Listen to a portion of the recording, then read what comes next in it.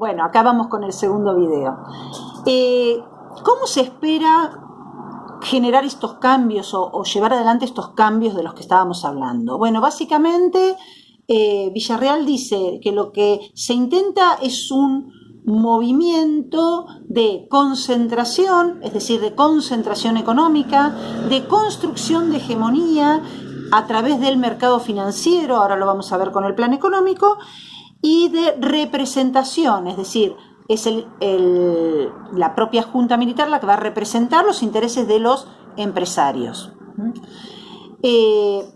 Entonces, esto va a ser el objetivo que se van a perseguir a través de el plan económico de Martínez de Oz, básicamente. ¿Qué va a plantear ese plan económico? Por empezar, una serie de medidas. La primera medida que yo les puse en el resumen es que se busca un nuevo equilibrio de los salarios reales, un 40% por debajo del equilibrio actual, de ese momento, digamos. ¿Qué significa esto? Que lo que se espera es que los salarios caigan un 40%, dicho con todas las letras. Esto que parece inaudito, les voy a dar un pequeño ejemplo. Les dije ahí en el resumen que les iba a dar un ejemplo. Año 77, recién salida del secundario, voy a trabajar al Banco Nacional de Desarrollo, un banco que había sido creado en los 60 para fomentar la producción en todo el país. En ese momento yo estaba en la oficina de personal y observo, con mi corta edad y mi falta de conocimiento de todas las cosas, dos hechos que me llaman la atención. Por un lado, la ley de prescindibilidad. ¿Qué era la ley de prescindibilidad? Era establecer que el Estado podía despedir empleados públicos considerándolos prescindibles, entonces no tenía que pagar indemnización. Gente que quizás hacía 20 o 25 años que estaba trabajando en el banco.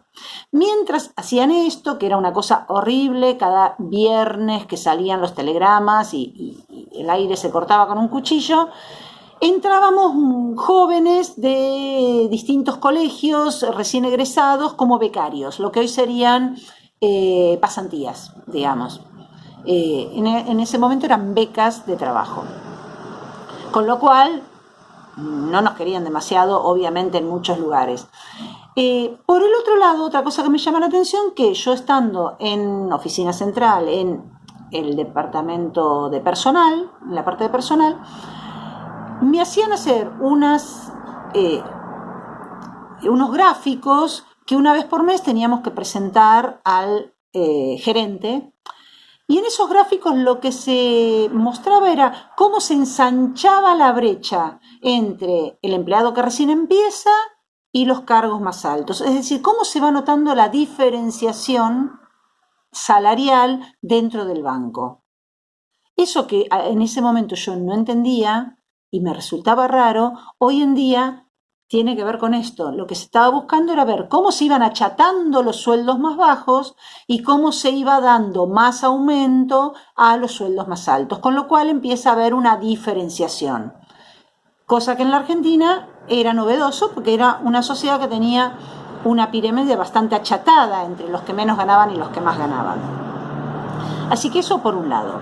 Por otro lado, eliminación de retenciones a los productos agropecuarios. Y acá una salvedad, Martínez de Oz es de una familia terrateniente.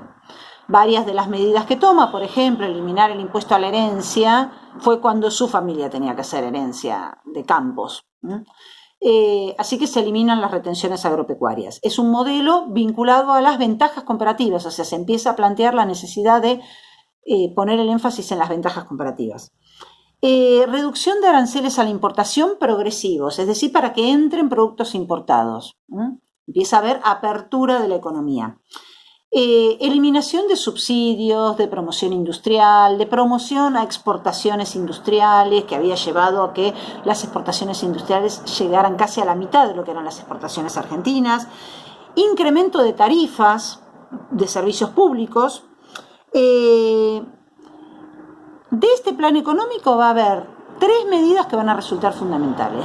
Una la mencioné recién, la apertura de la economía. Empezar a reducir los aranceles para que entren bienes importados. Muchas veces esos aranceles se reducen al punto de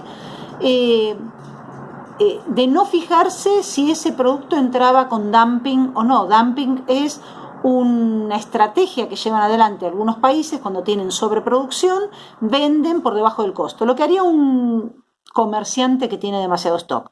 Venden por abajo del costo porque lo que quiere es ganar mercados. Bueno, eso destruye la industria local, obviamente. Por el otro lado, la reforma financiera de 1979. Esa reforma financiera va a establecer, por un lado, la liberalización del flujo de capitales, de entrada y salida de capitales del país, o sea, pueden entrar y salir libremente. Se puede usar libremente distintas monedas, peso, dólar, etc. Se puede liberalizar los bancos o las entidades financieras, es decir, hay mucho menos requisitos para poner una financiera que antes, y el Banco Central relaja mucho de los controles a este sistema financiero. Y la tercera medida es la tablita cambiaria.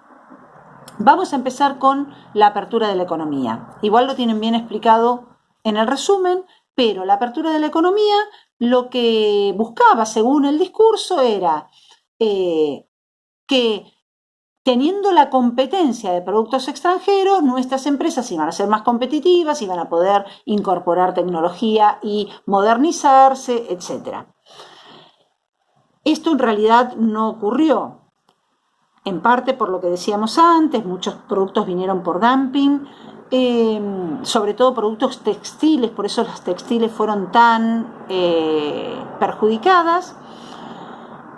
Muchos de esos empresarios textiles se convirtieron en importadores, era más barato importar que seguir produciendo y manteniendo sueldos de empleados que produjeran, entonces era más barato eso, así que vamos a ver muchas empresas que en lugar de producir, importan. Muchas otras que invierten para modernizarse y en pocos años se funden.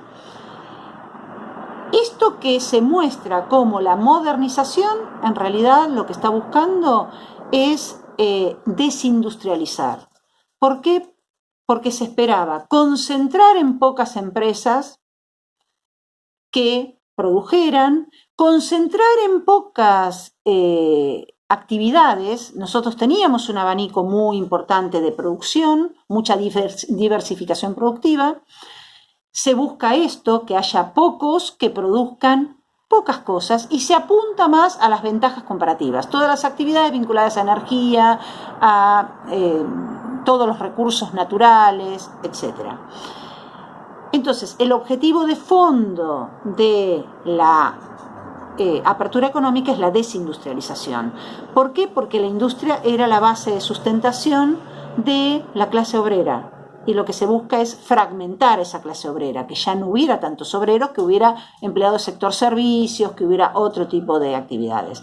Por el otro lado, va a empezar a presentar otros problemas la economía, que es que los bienes importados tienen la competencia del exterior, de los bienes de afuera, pero otras actividades no. Todos los servicios no tienen ninguna competencia. Una compañía de seguros no compite con seguros que pueden venir de afuera. Puede competir con empresas que vienen a instalarse acá, pero no con su producto. Entonces, vamos a ver que los precios de ciertos productos siguen aumentando y los precios de la industria van cayendo en la medida en que la industria no puede sostener sus costos. Así que por ese lado, la apertura de la economía. Voy a hacer un nuevo videíto, el último, para hablar de las otras dos medidas y poder dedicarle un poquito de tiempo a esas dos medidas. Así que va el tercero.